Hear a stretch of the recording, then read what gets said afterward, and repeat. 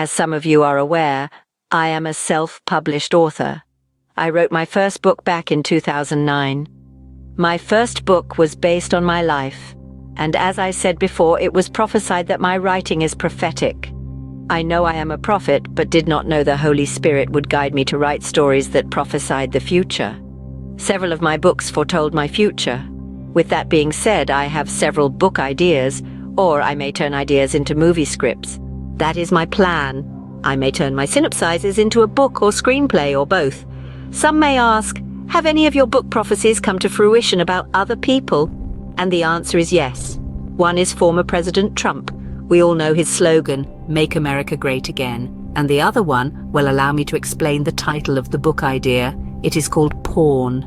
The idea was conceptualized in 2012. I did not know I was sitting on this for 11 and a half years. Allow me to set it up. I was in my office and I was pondering on some movie ideas. However, I knew I had to write in book form because doing a movie was a long shot. Yes, I am well aware of book-to-movie adaptations, so I sat at my desk and waited on the Lord. Then the storyline came to my spirit and I began to write. The story is about a man who was an entrepreneur/drug dealer, and he was involved in racketeering. There was a female investigator reporter who was investigating this man. I am not going to give all the details of the synopsis, however, will give you the main details of where the Holy Spirit opens up more to me in real time. He gives me a vision as clear as day. I was in this house, and it was a dinner party. I see a staircase to my right, and I see people upstairs standing near the railings. I see a white woman with a blonde bob. Her hair was curled under and her was mid-neck length. She had on a cream-colored blouse or sweater. She appeared to be middle-aged to me. She did have a champagne glass in her right hand. She had white champagne. She had on a huge gold rope necklace. I do recall that she had big gold earrings. And I saw she had gold bangles on her right wrist. She stood out to me. I saw other guests, but for some reason the Lord had them outlined in black. If I can explain, he masked them. He did not reveal their appearance in the initial vision. However, had I written the book, he would have revealed more. There were people downstairs, but there were not in my view. I also want to say this was a social event. It did not feel like a riotous house party. A man all of a sudden appears in the room. He was standing in front of his closet. It appeared to be a coat closet, or could have been a secret closet that leads to another room. I'm not sure because I had not written the book, like I said, only the synopsis. Anyhow, I can only see the back of a man's head. It was a black man. I can say the guy was wearing a black and white sweater. It was slightly big on him. Also, he had black pants on. I said to myself, I wonder what should I name him? I heard strongly and with a matter of fact. The tone of the Lord was calm, but yet stern. He said, name him P. Diddy. I was like, P. Diddy? I don't even know him or follow him, meaning via social media, and was never a fan of his. I thought he was not even an actor. My reaction was like, why? Nevertheless, I was like, okay, Lord. Then the mood changes swiftly in my spirit and in my vision. I felt a little terror. And the man turns around and I see P. Diddy's face.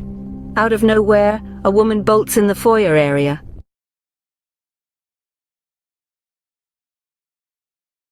It felt like I was at the front door. So I am thinking of calling it a foyer because my house is structured with the front door, then foyer. Like I said, a woman bolts into the foyer and P. Diddy grabs her, and his guest gasped. I felt evil.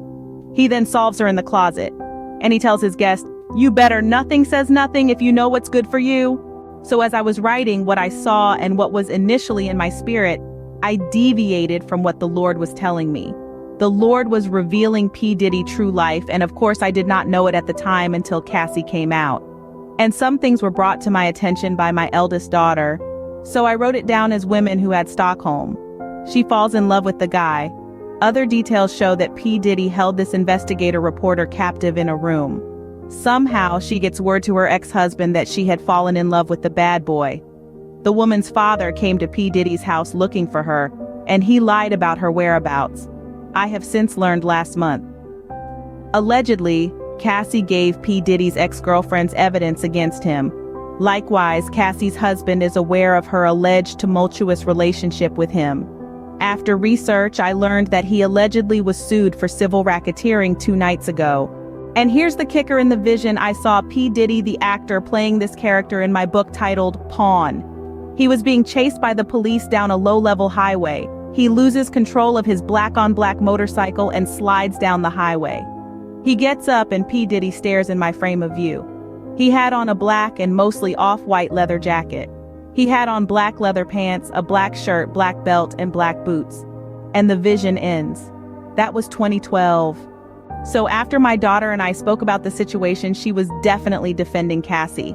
She told me about the videos and all the craziness Cassie had allegedly gone through. A couple of days later, the Lord reminded me. He says, "You wrote it down." It came to me, Pawn. I texted my daughter and said I have a confession to make. I wrote about him and I texted her. He did it. It was until 3 weeks ago I sat at my laptop. I typed in the search bar, was P. Diddy in a motorcycle accident, and sure enough, 12 years ago he had an accident. January 2024, a few days ago, just trying the spirit by the spirit, I learned her parents were afraid for their daughter. Her father voiced his concerns about her safety. Pawn is metaphorical, use as manipulation. In a more general sense, the term pawn is often used metaphorically to refer to a person who is used by others, often without their full awareness, for someone else's purposes or agenda. This can imply manipulation or exploitation, treating someone as a means to an end. For example, if someone is being used by others to further their own interests without regard for the well-being of the person being used, they might be described as a pawn in a larger scheme or plan. This usage is common in discussions about power dynamics, influence, and manipulation.